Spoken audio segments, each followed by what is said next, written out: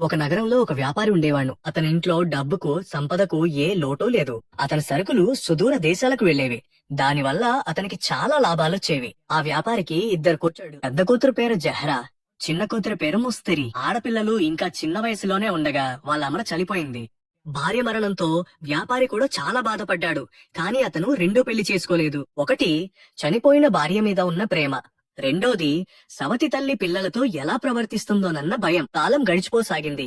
అతను తన ఎక్కువ సమయాన్ని ప్రయాణాల్లోనే గడపసాగాడు. పిల్లల పెంపకం, వాళ్ళ బాగోగులు చూడటానికి ఒక ముసలాయను పెట్టాడు. ఇంకా పనివాళ్ల సైన్యం మొత్తం వాళ్ళ ఆజ్ఞ కోసం ఎదురు చూసేది. మహల్ లాంటి పెద్ద ఇల్లు, ఏ వస్తువుకు కొదవలేదు. అవసరం లేని గారాబంతో కూతురు చెడిపోతున్నారు. ఇద్దరూ చాలా గర్విష్ఠులుగా, మొండిగా, స్వార్థపరులుగా, పొగరుగా తయారయ్యారు. ఏ విషయంలోనూ కాదు అనే మాట వినే అలవాటు వాళ్లకు లేదు. పని వాళ్లకు ఎప్పుడూ కష్టాలే. చిన్న చిన్న విషయాలకే వాళ్ళ జుట్టు పీకేవాళ్లు, ఒకరి చెవులు కోసేవాళ్లు, మరొకరిని కర్రలతో కొట్టేవాళ్లు. తండ్రింటికొచ్చినప్పుడు పనివాళ్ల మీద అబద్ధపు ఫిర్యాదులు చేసి వాళ్ళకు దెబ్బలు తినేలా చేసేవాళ్లు. వ్యాపారి ఇంటికి వచ్చినప్పుడల్లా వాళ్ల కోసం చాలా ఖరీదైన బొమ్మలు తెచ్చేవాడు. అనవసరంగా వాళ్ల గారాబం భరిస్తూ తాను లేని లోటును పూడ్చాలనుకునేవాడు. దీంతో వాళ్ళ బుద్ధులు ఇంకా పాడయ్యాయి. వాళ్లకు కొంచెం కోపం వచ్చినా ఖరీదైన బొమ్మలను విసిరికొట్టేవాళ్లు. పెద్ద కూతురు జహరా కళ్ళలో ఇంకా కొంచెం సిగ్గుండేటి. కాని చిన్న కూతురు ముస్తరికి అస్సలు అదుపులేదు. ఎప్పుడు ఇంట్లో గొడవ. తన ఇంట్లో ఉన్నంతసేపు ఎవరో ఒకరు తన క్రూరత్వానికి బలయ్యేవారు. కూతుళ్లు నెమ్మదిగా యవ్వనంలోకి అడుగు పెడుతుండటంతో తండ్రి కూడా ఆలోచన వచ్చింది. ఎందుకంటే వ్యాపారికి వయసు పైబడుతోంది. యవ్వనంలో ఉన్న కూతుళ్ల గురించిన ఆలోచనతో అతను ప్రయాణాలు చేయడం తగ్గించేశాడు. నగరంలోనే ఉంటూ వ్యాపారం చూసుకునేవాడు. ఇంట్లో ఉండే అవకాశం దొరకడంతో కూతుళ్ల ప్రవర్తన గురించి కూడా తెలుసుకున్నాడు. ఇది చూసి వ్యాపారి చాలా కంగారు పడ్డాడు.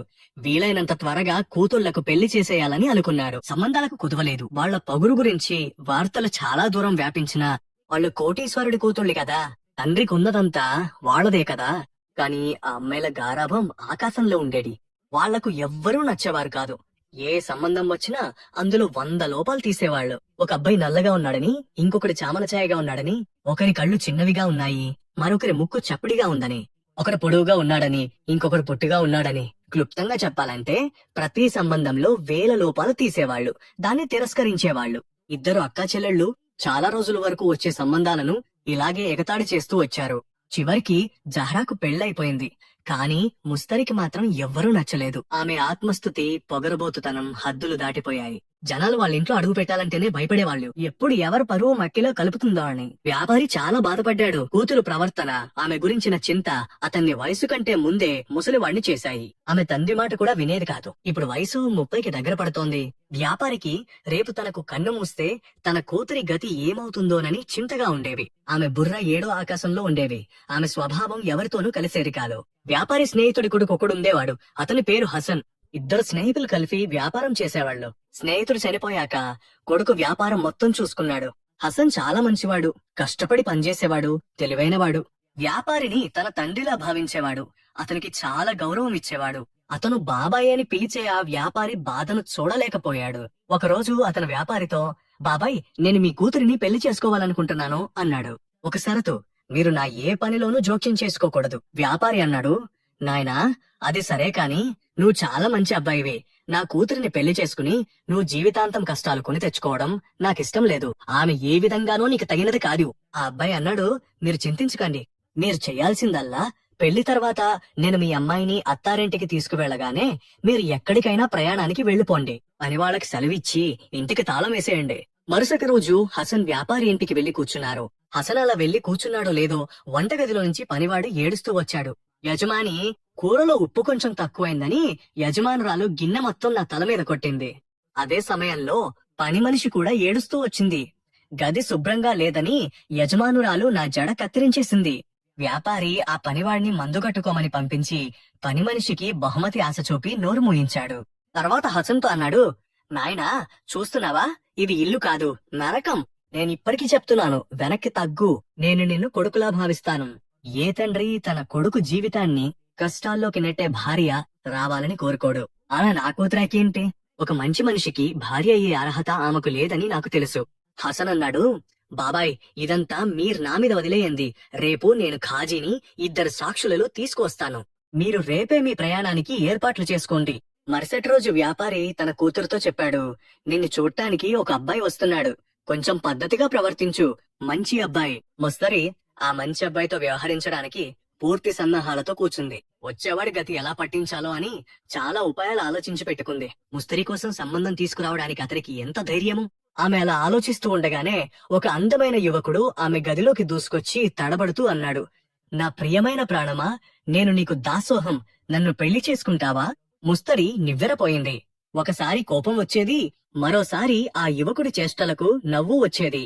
ఆమె పెదవులపై నవ్వు చూసి అతను అరిచాడు, నువ్వు నవ్వుతున్నావు అంటే నీకు సమ్మతమేనా? చెప్పు, సమ్మతమే కదా? ముస్తరికి ఎవరో పిచ్చివాడు తన గదిలోకి దూరాడనిపించింది. ఆమె కోపాన్ని మర్చిపోయి అతన్ని మరింత వెర్రివాడిని చెయ్యాలనే ఉద్దేశంతో అంది, అవును సమ్మతమే. జవాబు వినగానే ఆ వ్యక్తి ఆగకుండా అదే విధంగా సమ్మతమే సమ్మతమే అని అరుస్తూ వెనక్కి వెళ్లిపోయాడు. సమావేశంలోకి వెళ్లి కాజీగారితో అన్నాడు, మీరు నికా చదివించండి. పెళ్లి కూతురికి నికా అంగీకారమే. ఈ కేకలో వాకిట్లో నిలబడి ఉన్న సాక్షులు కూడా విన్నారు. ముస్తరి అన్నప్పుడు, అవును అంగీకారమే, అంగీకారమే, అంగీకారమే, అంగీకారమే. ముస్తరి ఏదైనా చెప్పేలోపే కాజీగారు నికా చదివేశారు. హసన్ వ్యాపారితో అన్నాడు, బాబాయ్, మీరు మీ కూతురికి వీడుకోలు పలికి ఇంటికి తాళం వేసి వెళ్లిపోండి. తర్వాత అరుస్తూ ఇంట్లోకి ప్రవేశించి, ప్రియమైన ప్రాణమా, పదండి మన ఇంటికి వెళ్దాం అన్నాడు.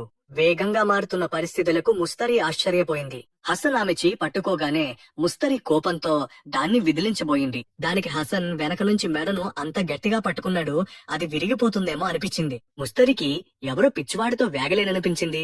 ఎక్కడా ప్రాణం తీసేస్తాడోనని భయం వేసాగింది. చుట్టూ చూస్తే ఏ పనివాడు కనిపించలేదు. అక్కడ వ్యాపారి లేడు. హసన్ ఆమెను అలాగే ఈడ్చుకుంటూ ఇంటి బయటకు తీసుకువచ్చాడు. బయట ఒక అద్భుతమైన కారు ఆగి ఉంది. కానీ కారు 4 టైర్ల గాలి తీసేసి ఉంది. హసన్ కారును తన్నుతూ అన్నాడు, నా ప్రియమైన ప్రాణమా, ఈ కారు నీకు తగినది కాదు. నేను నీకోసం రాజవాహనాన్ని తీసుకువస్తాను. హసన్ ఆమెను గట్టిగా పట్టుకుని ఒక టాంగా మీద కూర్చోబెట్టాడు. గట్టిగా ఒక కొరడా దెబ్బ వేయగానే అది నెమ్మదిగా కదలసాగింది. ముస్తరికి తను ఎవరో పిచ్చివాడి చేతిలో చిక్కుకున్నానని ఖాయమైపోయింది. కొంచెం కిక్కురుమన్నా అతను ఆమె గొంతు కోసేస్తాడు. ఆమె కోపమంతా ఆవిరైపోయింది. నోట మాట రాలేదు. అసలు ఏం జరుగుతుందో ఆమెకు అర్థం కాలేదు. పనివాళ్లంతా ఎక్కడి చచ్చారు? తన తండ్రి ఎక్కడికి వెళ్లిపోయాడు? మరి ఈ పిచ్చివాడు ఇంట్లోకి ఎలా దూరాడో? అడగాలన్నా ఎవరిని అడగాలి? చివరికి వాళ్ళు 2 చిన్న గదులున్న ఒక ఇంటికి చేరుకున్నారు. కిటికీలకు చువ్వలున్నాయి. చుట్టుపక్కల వేరే ఇల్లు ఏదీ లేదు. గదిలో ఒక మంచం ఉంది. దానిమీద ఒక దుప్పటి పరిచి ఉంది. ఒక మూలన ఒక కుర్చీ, ఒక కూజ, ఒక గ్లాసు ఉన్నాయి. గదిలో ఫ్యాన్ కూడా వీదు. హసన్ అన్నాడు, నా ప్రియమైన ప్రాణమా, నువ్విక్కడ విశ్రాంతి తీసుకో. నాకొక ముఖ్యమైన పని గుర్తొచ్చింది అని అతను తలుపు మూసి అక్కడి నుంచి వెళ్లిపోయాడు. బయట నుంచి తాళంలోంచి తాళం చెవి తిరుగుతున్న శబ్దం వినిపించింది. ఆ పిచ్చివాడి పీడ కాసేపైన విరగడైందని ముస్తరి ఊపిరి పీల్చుకుంది. కాని ప్రశాంతత ఎక్కడా? రాజభవనంలోని ఆ వైభోగాలు, మెత్తటి వెల్వెట్, పట్టుపరుపుల మీద పడుకునే ఆమెక్కడా? తన పనివాళ్లు కూడా వాడని ఈ నొలక మంచం ఎక్కడా? గత్యంతరం లేక చేప మీద కూర్చుంది. ఆమె ఒళ్లంతా నొప్పులతో ఉంది. దానికి తోడు భరించలేని వేడి. ఇక ఆమె చేతి విసిన కర్ర విసురుకోసాగింది. కొద్దిసేపటికే చేతికి బొబ్బ నచ్చలే. లేచి కూజాలోంచి నీళ్లు తాగింది. చాలా ఆకలిగా ఉంది. ఉదయం నుంచి ఏమీ తినలేదు. తర్వాత ఆమెకు నిద్ర పట్టేసింది. కళ్ళు తెరిచి చూసేసరికి ఒళ్లంతా చెమటతో తడిసి ముద్దయింది. గదిలో చీకటలుముకుంది. గొంతులో ముళ్ళు బుచ్చుకుంటున్నాయి. ఆకలికి కడుపులో ఎలుకలు పరిగెడుతున్నాయి. తడుముకుంటూ లాంతర్ వెలిగించింది. గదిలో పసుపు రంగు వెలుతురు వ్యాపించింది. కూజాలోంచి నీళ్లు తాగి తలుపు ఊపి చూసింది. కిటికీ బయట అలుముకున్న చీకటిని చూసి భయం వేసాగింది. అలసిపోయి విసిగిపోయి అదే మంచం మీద కూర్చుంది. ఎలాగో ఏడుస్తూ నిద్రపోతూ మెలకువతో రాత్రి గడిచి ఉదయం అయ్యింది. ఉదయం అవగానే హసన్ మట్టి పాత్రలో టీ, రొట్టె తీసుకుని లోపలికొచ్చాడు. శుభోదయం, నా ప్రియమైన ప్రాణమా, నేను నీకు దాసోహం. రాత్రి అలా గడిచింది. నువ్వు ఆకలితో ఉంటావని నాకు తట్టనే ఏదో పనిలో పడిపోయి నాకు గుర్తు లేకుండా పోయింది. చూడు, నీకోసం టీ, రొట్టె తెచ్చాను. ముస్తరికి అవి అతని ముఖం మీద కొట్టాలనిపించింది. కాని ఒకవైపు ఆ పిచ్చివాడి భయం, మరోవైపు ఆకలి దహించి వేస్తోంది. ఆమె మౌనంగా రొట్టె తినేసింది. ఎవరి అల్పాహార బల్లైతే ప్రపంచంలోని రుచులతో నిండి ఉండేదో కొంచెం లోటు జరిగిన తినే పదార్థాలను విసిరి పారేశారు. ఆమె ఈ రోజు టీ, ఎండు రొట్టెతో అల్పాహారం చేస్తోంది. తన నిస్సహాయతకు ఆమె కళ్ళలోంచి కన్నీళ్లొచ్చాయి. హసన్ కుర్చీలో కూర్చుని ఆమె కన్నీళ్లను శ్రద్ధగా చూస్తున్నాడు. ఆమె కళ్ళలో నీళ్లు చూసి అతను, ప్రియమైన కళ్ళారా, ఎందుకు కన్నీళ్లు? నీకు అల్పాహారం నచ్చలేదా? నేను తల విసిరి నీకు అర్హమైన మరో అల్పాహారం తీసుకువస్తాను అన్నాడు. హసన్ చేయి చాచినప్పుడు ముస్తారి భయంగా వద్దు, పర్వాలేదు అన్నాడు. 24 గంటల తర్వాత ఈ ఎండిన రొట్టె తనకు దొరికిందని అతనికి అనిపించింది. నేను దీన్ని పారవేస్తే మళ్ళీ ఎప్పుడు దొరుకుతుందో ఎవరికి తెలీదు. తిన్న తర్వాత ముస్తారి భయంగా దానివైపు చూశాడు. అతను తన చేతిలోని కొరడాను ఊపుతున్నా ఆమె ధైర్యం కూడగట్టుకుని తన తండ్రి దగ్గరికి వెళ్లాలనుకుంటున్నానని చెప్పింది. మీ నాన్నగారు ప్రయాణంలో వెళ్లారు, తన కూతురు తన కుటుంబంలో ఒక భాగమైందని తెలిసి ఆయన ఉపశమనం పొందారు అని హసన్ అన్నాడు. ముస్తారికి అసూయ కలిగింది మరియు ఇంటికి ఏమైందో ఆలోచించాడు. నేను నిరాశ్రయుడినయ్యాను మరియు ఆమె చెప్పినదంతా అంతే. నన్ను మా ఇంటికి దింపండి హసన్ అన్నాడు. నా ప్రియా, ఇదిప్పుడు నీ ఇల్లు. మీ తండ్రి ఆ ఇంటికి తాళం వేసి సేవకులను పంపివేశాడు. ఇది విన్న ముస్తారి ఆశ్చర్యపోయాడు. హసన్ లేచి సాయంత్రం కలుద్దామని అన్నాడు. ముస్తారి ఊపిరి ఆడక ఆగిపోయాడు. అంటే సాయంత్రం వరకు ఫ్యాన్ లేకుండా నేను ఇక్కడ ఆకలితో ఉండాల్సి వస్తుంది. ఆమె మెల్లగా చెప్పింది, ఇక్కడ చాలా వేడిగా ఉంది, 1 ఫ్యాన్ ఇన్స్టాల్ చేసుకోండి. హసన్ తెలియనట్లు మాట్లాడాడు. అరే, ఇక్కడ ఫ్యాన్ లేదు, ఈ వ్యక్తులు చాలా పనికిరాని వారు, నేను దాన్ని ఇన్స్టాల్ చేయించుకుంటాను. మరియు అతను తలుపు తాళం వేసి వెళ్లిపోయాడు. ముస్తారి తన విధి గురించి ఏడుస్తూనే ఉంది. సాయంత్రం హసన్ వచ్చేళ్ళు ఒక సేవకుడు ఒక ప్లేట్ ఆహారం తీసుకుని టేబుల్ మీద పెట్టాడు. సేవకుడు అక్కడ నిలబడి ఉన్నాడు. ప్లేట్లో వివిధ రకాల ఆహారాలు అలంకరించబడి ఉన్నాయి. ముస్తారికి చాలా ఆకలిగా ఉంది. ఆమె త్వరగా లేచి కూర్చుంది. ఆగు, ముందుగా దాన్ని రుచి చూస్తాను. అది నా ప్రియమైన వ్యక్తి తినడానికి అర్హమైనదా కాదా అన్నాడు. హసన్ ప్రతి ప్లేట్ నుండి 22 కాటులు తీసుకుని ఆహారంలో తప్పులు వెతికి ఆ తర్వాత ఈ వంటకం వండినందుకు సేవకుడిని తిట్టేవాడు. ఇది మా భార్య తినడానికి అర్హమైంది కాదని మీరన్నారు. చివరికి ఒక గిన్నెలో కొన్ని పప్పు మరియు 2 రోటీలు మిగిలిపోయాయి.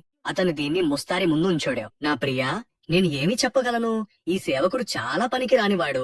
అతను నీకు తగిన ఆహారం వండడు. మీరు ఈ రోజు దీన్ని నిర్వహించవచ్చు. ఇంకా పర్వతం లాంటి రాత్రి మిగిలి ఉందని ముస్తారి అనుకున్నాడు. ఇప్పుడు అతను ఆహారాన్ని కూడా తీసేస్తే ఏమవుతుంది? మధ్యాహ్నం నుండి నాకు ఆకలిగా ఉంది. అతను నిశ్శబ్దంగా పప్పు రాసుకుని రోటీ తిన్నారు. హసన్ సేవకుడితో తిరిగి వెళ్లాడు. 2 రోజులు ఇలాగే గడిచాయి. 3వ రోజు జరిగిందంతా అంతే.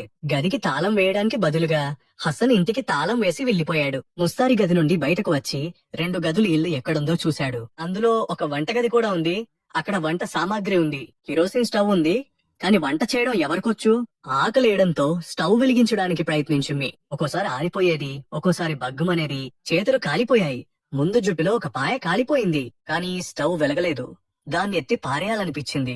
మళ్ళీ హసన్ వచ్చి ఎలా ప్రవర్తిస్తాడో అని భయమేసింది. తన నిస్సహాయతకు ఆమెకు ఏడుపొచ్చింది. 3 రోజులు గడిచిపోయాయి. ఆమె బట్టలు కూడా మార్చుకోలేదు. ఒకప్పుడు రోజుకి 10 జతల బట్టలు మార్చేది.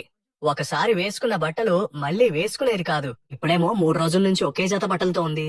4వ రోజు హసన్ వచ్చినప్పుడు తనతో పాటు ఒక బట్టలు పెట్టి కూడా తెచ్చాడు. నా ప్రియమైన ప్రాణమా, నేను ఎంత మతిమరుపు వాడిని. నువ్వు 3 రోజుల నుంచి బట్టలు మార్చుకోలేదని నాకు గుర్తే లేదు. ఈ బట్టలు పెట్టి తీసుకుని ఇందులోంచి కొన్ని బట్టలు ఎంచుకో. ముస్తరికి కొన్ని పట్టు బట్టలు నచ్చాయి. ఆమె అంది, అవును, ఈ బట్టలు నాకు చాలా నచ్చాయి. హసన్ అన్నాడు, ఇవి మీరు వేసుకుంటారా? ఇవి మీకు తగినవి కావు అని దాన్నెత్తి పారేశాడు. చివరికి ఒక పాత బట్టను ఆమెకిచ్చాడు. ప్రియమైన ప్రాణమా, ఇది నీకు తగినది. నేను ఈ రోజే దీన్ని కుట్టించి తెస్తారు. ఆ తర్వాత హసన్ తనతో పాటు ఆ బట్టల పెట్టెను తీసుకుని వెళ్లిపోయాడు. మరుసటి రోజు బట్టలు కుట్టి వచ్చాయి. వాటికి ఎలాంటి కటింగ్ గాని ఫ్యాషన్ గాని లేదు. ముస్తరి ఏమీ అనకుండా ఆ బట్టలు వేసుకుంది. 2 నెలలు గడిచిపోయాయి. నెమ్మదిగా కొన్ని సౌకర్యాలు కలగడం మొదలైంది. ఉదాహరణకు గదిలో ఫ్యాన్ పెట్టారు. వంట చేయడానికి ఒక ముసలి పని మనిషి వచ్చింది. కాని ముస్తరి బయటి ప్రపంచాన్ని చూడాలని తప్పించిపోయింది. కోపం, పొగరు, దురుసుతనం, నఖరాలు అన్నీ పోయాయి. ఇప్పుడు ఆమె హసన్ చెప్పినట్టు ఆడకం మొదలుపెట్టింది. 3 నెలల తర్వాత ఆమె పూర్తిగా మారిపోయినప్పుడు హసన్ ఒక రోజు ఒక పెట్టె తీసుకొనొచ్చి ముస్తరికి ఇస్తూ అన్నాడు, వెళ్ళు, ఇందులోంచి బట్టలు వేసుకో. ముస్తరి ఆ పెట్టెని తీసుకుని గదిలోకొచ్చింది. తెరిచి చూసి ఆశ్చర్యపోయింది.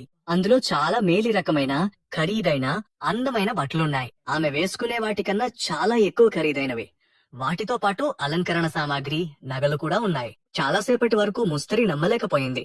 ఈ దయ తన కోసమే అని. మళ్లీ హసన్ తన నిర్ణయాన్ని మార్చుకుంటాడేమో అని భయమేసింది. ఒక మంచి జత బట్టలు తీసుకుని స్నానం చేసి వేసుకుంది. తయారై బయటకు రాగానే హసన్ కొద్దిసేపు ఆశ్చర్యపోయాడు. ఆమె చాలా అందగత్తే. కాని గర్వం, పొగరు ఆమె అందాన్ని పాడు చేశాయి. హసన్ ఆమెను బయటకు తీసుకువచ్చాడు. అక్కడొక అందమైన బగ్గీ నిలబడి ఉంది. హసన్ ఆమెను తీసుకుని చాలా అద్భుతమైన బంగ్లాకు చేరుకున్నాడు. ముస్తరికి ఇదంతా ఒక కలలా అనిపించింది. పనివాడు తలుపు తీశాడు. హసన్ వెనకాల నడుస్తూ నెమ్మదిగా అడిగింది, ఇది ఎవరిల్లు? హసన్ కు ఆమె అమాయకత్వానికి నవ్వొచ్చింది. తర్వాత నెమ్మదిగా అన్నాడు, ప్రియమైన ప్రాణమా, ఇది నీది కాదు, మన ఇల్లు, మనకు పుట్టబోయే పిల్లల ఇల్లు. ముస్తరి అడిగిందే, అయితే నేను ఇన్ని రోజులు ఉన్న ఇల్లు ఎవరిది? హసన్ అన్నాడు, అది నీకు పరీక్షా స్థలం. అక్కడ నెగ్గి నువ్విక్కడికి చేరుకున్నావు. మాట్లాడుకుంటూ వాళ్ళిద్దరూ లోపలికి రాగానే ముస్తరికి మరో ఆశ్చర్యం ఎదురైంది. హాల్లో ఆమె తండ్రి, సోదరి జరా, ఇంకా ఆమె బావగారు ఉన్నారు. ముస్తరి వాళ్ళని యుగాల తర్వాత విడిపోయి కలిసినట్టు కలిసింది. వ్యాపారి కూతురి తీరు చూసి ఆశ్చర్యపోయాడు. అతను ముస్తరిని, హసన్ను కౌగిలించుకున్నాడు. అతని కళ్ల నుంచి కన్నీళ్లు కారసాగాయి. ఇద్దరు అక్కచెల్లెళ్ళు లోపలికెళ్ళిపోయారు. జరా భర్త హసన్ అడిగాడు, ఏంటి మిత్రమా, రోజుకి ఎన్ని చెప్పు దెబ్బలు తింటున్నావు? హసన్ జవాబిచ్చాడు, చెప్పు, దెబ్బలు తినేవాళ్లు వేరే ఉంటారు, మేం ఆజ్ఞలు జారీ చేస్తాం. జరా భర్త అన్నాడు, వదిలే మిత్రమా, ముస్తరి చేష్టల గురించి ప్రపంచం మొత్తానికి తెలుసు. వేరే ఎవరినైనా వెర్రివాడిని చెయ్యి. హసన్ అన్నాడు, మనమిద్దరం మన భార్యలను పిలుద్దాం. ముందు ఎవరి భార్య వస్తుందో చూద్దాం. ఇద్దరి మధ్య పందెం కుదిరింది. ముందుగా జర భర్త పనివాడితో అన్నాడు, వెళ్ళు, మా ఆవిడతో చెప్పు, మేం పిలుస్తున్నామని. పనివాడు జరాతో అన్నాడు, బేగం గారు, యజమాని మిమ్మల్ని పిలుస్తున్నారు. జరా అంది, ఆయనతో చెప్పు నేనొస్తానని. ఇప్పుడు నేను మా చెల్లితో మాట్లాడుతున్నాను. పనివాడొచ్చి ఆ జవాబు చెప్పాడు. హసన్ అన్నాడు, ఇప్పుడు మా ఆవిడ దగ్గరికి వెళ్లి సాహెబ్ పిలుస్తున్నారని చెప్పు. పనివాడు ముస్తరి దగ్గరికి వెళ్లి మిమ్మల్ని సాహెబ్ పిలుస్తున్నారని చెప్పాడు. ఆమె వెంటనే లేచి పరిగెత్తింది. కొన్ని క్షణాల్లో ముస్తరి తన భర్త దగ్గరికి చేరుతుంది. జర భర్త కళ్ళు పెద్దవయ్యాయి. హసన్ అన్నాడు, నేనిది చెప్పడానికే పిలిచాను, అతిథుల కోసం భోజనం ఏర్పాటు చేయమని. ముస్తరి అలాగేనండి అని చెప్పి వెంటనే వంటగది వైపు వెళ్లిపోయింది. హసన్ జరా భర్తతో అన్నాడు, ఇప్పుడేమంటావు? జరా భర్త అన్నాడు, మిత్రమా, నువ్వు నిజంగా అద్భుతం చేశావు. హసన్ అన్నాడు, భార్యతో ప్రేమగా ఆప్యాయంగా ఉండు, కాని నెత్తికెక్కించుకోకు, ఎప్పుడూ సంతోషంగా ఉంటావు. మిత్రులారా, ఈ కథ మీకు నచ్చిందని ఆశిస్తున్నాను. కథ నచ్చితే వ్యాఖ్యలలో మీ అభిప్రాయాన్ని తప్పకుండా తెలియజేయండి. మా ఛానల్ కు సబ్స్క్రైబ్ చేసుకోండి. కథ చూసినందుకు చాలా చాలా ధన్యవాదాలు.